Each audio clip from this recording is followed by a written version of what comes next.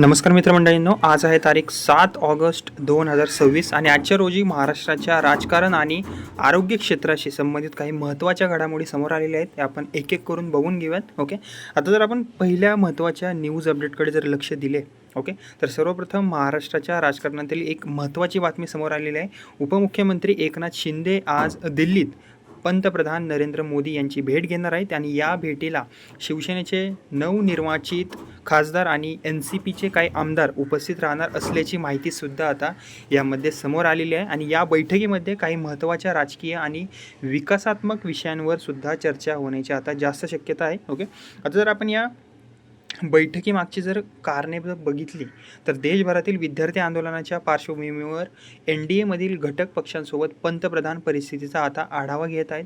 यासोबतच महाराष्ट्रातील संभाव्य मंत्रिमंडळ विस्ताराबाबतही आता चर्चा होण्याची शक्यता आहे. शिवसेनेच्या खासदारांच्या मतदारसंघातील प्रलंबित विकास कामे आणि केंद्राच्या सहकार्याशी संबंधित विषयांवरही आता चर्चा होऊ शकते.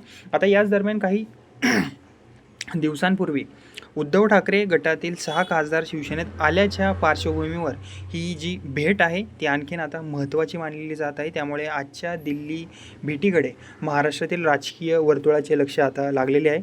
ओके, तसे आता जर आपण दुसऱ्या महत्त्वाच्या राजकारणाच्या अपडेटकडे जर वळालो आजच्या महत्त्वाच्या, तर NCP संदर्भातील एक महत्त्वाची बातमी आता समोर आलेली आहे. प्रशांत किशोर यांनी उपमुख्यमंत्री सुनेत्रा पवार आणि त्यांचे पुत्र पार्थ पवार यांची भेट घेतल्याने महाराष्ट्राच्या राजकीय वर्तुळात चर्चेला आता उधाण आलेले आहे. माहितीनुसार या नेत्यांमध्ये तब्बल 6 तास बंदिस्त बैठक झाल्याचे सांगितले जात आहे. ओके, तसेच आता या बैठकीमध्ये NCPच्या भविष्यातील संघटनात्मक रणनीतीबाबत चर्चा झाल्याची माहिती आता समोर आलेली आहे.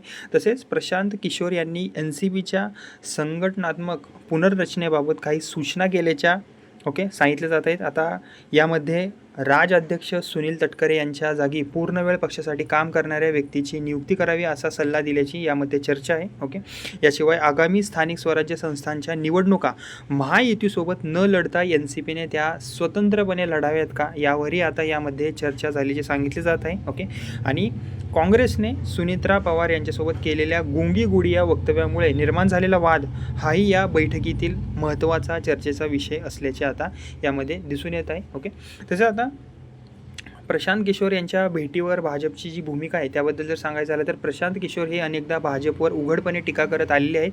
त्यामुळे महायुतीमध्ये सहभागी असलेल्या NCP सोबत त्यांची वाढती जवळीक भाजपला कितपत स्वीकार्ह आहे, ओके, यावर राजकीय चर्चा आता सध्या रंगलेली आहे. दरम्यान भाजपकडून महायुतीमधील सर्व घटक पक्षांना आघाडीचे हित सर्वोच्च असल्याची आठवण करून देण्यात आली. त्यामुळे आगामी स्थानिक निवडणुका आणि तसेच NCPची पुढील राजकीय रणनीती याकडे आता सर्वांचे लक्ष असणारच आहे निश्चितच. तसेच आता दुसरी जी महत्त्वाची न्यूज अपडेट आहे आजची ती म्हणजेच की आता डॉक्टरांचा अनिश्चित संप अखेर मागे झालेला आहे. आता आरोग्य क्षेत्रामधील ही मोठी बातमी आहे. भारतीय वैद्यकीय संघटना म्हणजेच की IMA आणि राज्यातील निवासी डॉक्टरांची संघटना MARD यांनी आपला अनिश्चित संप जो आहे तो मागे घेतलेला आहे. बॉम्बे उच्च न्यायालयाच्या आदेशानंतर डॉक्टरांनी कामावर परतण्याचा निर्णय घेतलेला आहे. ओके, तसेच या प्रकरणी उच्च न्यायालयाने स्वतःहून म्हणजेच सु मोटो दखल घेतलेली आहे. ओके, न्यायालयाने डॉक्टरांना तात्काळ कामावर परतण्याचे सुद्धा निर्देश आता दिलेले आहेत. त्याचवेळी सरकारला BHMS तसेच CCMP डॉक्टरांच्या नोंदणीसाठी SOP म्हणजे स्टँडर्ड ऑपरेटिंग प्रोसिजर तयार करण्याचे निर्देशसुद्धा आता देण्यात आलेले आहेत. आणि या प्रक्रियेत निवासी डॉक्टर आणि IMA यांच्यासह सर्व संबंधित पक्षांचा सहभाग असावा असे सुद्धा न्यायालयाने आता यामध्ये स्पष्ट केलेले आहे. आणि या प्रकरणाची पुढील जी सुनावणी असणार आहे, ओके, ती 13 आणि 14 ऑगस्ट रोजी दररोज घेण्याचे आदेश जे आहेत ते उच्च न्यायालयाने आता दिलेले आहेत. डॉक्टरांच्या संघटनांनी हे सुद्धा स्पष्ट केलेले आहे की त्यांच्या सर्व मागण्या अद्याप मान्य झालेल्या नाही आहेत. ओके, म्हणजे जे त्यांच्या मागण्या आहेत प्रमुख त्या मान्य अजूनही झालेल्या नाहीत असं डॉक्टरांचं स्पष्टपणे म्हणणं आहे. मात्र न्यायालयाच्या आदेशाचा सन्मान करत संप आम्ही मागे घेत असल्याचे डॉक्टरांनी यामध्ये सांगितलेले आहे. दरम्यान संपाच्या काळात आपत्कालीन वैद्यकीय सेवा ज्या आहेत त्या सुरूच ठेवण्यात आलेल्या होत्या.